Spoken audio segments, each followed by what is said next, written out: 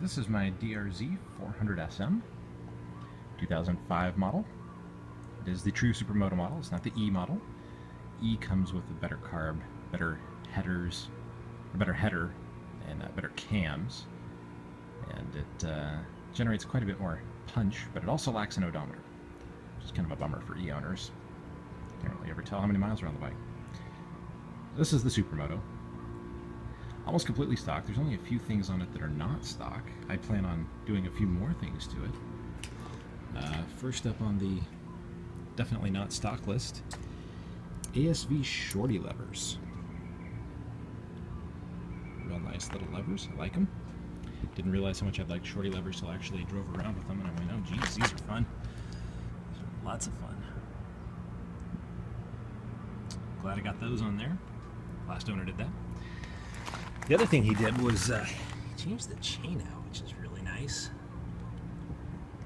RK gold chain, kind of what I wanted. I wasn't prepared to pay that much, but he did it, so I'm like, hey, no complaints, none at all. He also did the airbox. I'm not going to take the cover off, but it's back in here. He did the airbox. He didn't do the 3x3 mod. I'm going to do that, but I'll get to that in a second. He did do a K&N air filter though, which is kind of nice. Brand's making new. The seat has been recovered, and it may have been restuffed. I'm not sure. A stock DRZ seat is famous for being invented by Heinrich Himmler, Gaddafi, Fidel Castro, and Saddam Hussein as a torture device. They are amazing. 5 minutes on this bike, you will tell anyone anything they want to know. All sorts of things start hurting and going numb all at the same time. It's amazing. Amazing device. The carburetor is the always underwhelming stock Mikuni BSR 36 millimeter carb. I have got a CVK 40, which is a 40 millimeter carb from a KLR. That's in the mail. I will be putting that on there, generating a few more horsies. When I do that, that carb will probably get rejetted. I think it's going to need it, just a little bit though. And I will be doing the 3x3 airbox mod, which involves taking the seat off, and there's a hole you cut right about here going into the airbox. It's 3 inches by 3 inches, and it gives it a lot more air coming through. That's why you have to rejet, but it also works really well with that CVK 40 swap. Also plan on doing bar end mirrors here.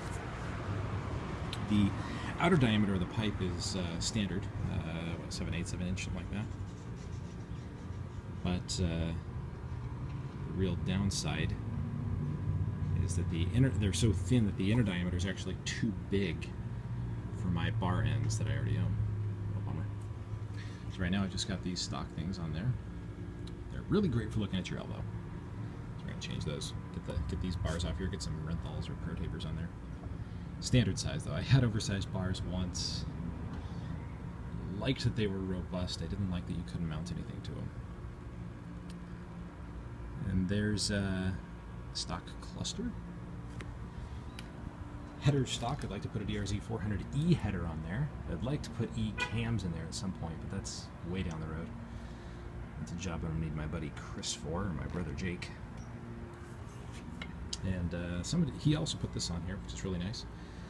I might be using this to help haul up the tail end of the bike because I'm doing tires this afternoon. The tires on this have not been changed in a while, as you can see, so I haven't been riding it much. But she's got mileage on her. She's solid though. The gearbox feels great. Much better than the last DRZ I owned. I owned a 2007 DRZ Supermoto. You can check that out on my YouTube channel if you like. And hear more about it. I may do an HID kit or an LED kit in the headlight. I may also change it out to a KTM style headlight. It happens to look really good on these bikes. I don't know, we'll see. Not in a hurry. Just gotta take my time, gotta have fun with it, and keep my grades up at school. Graphics kit's also a possibility here. And bark busters. Definitely gotta have bark busters. They're just cool. Anyway, that is my bike as it currently sits. Thanks for watching.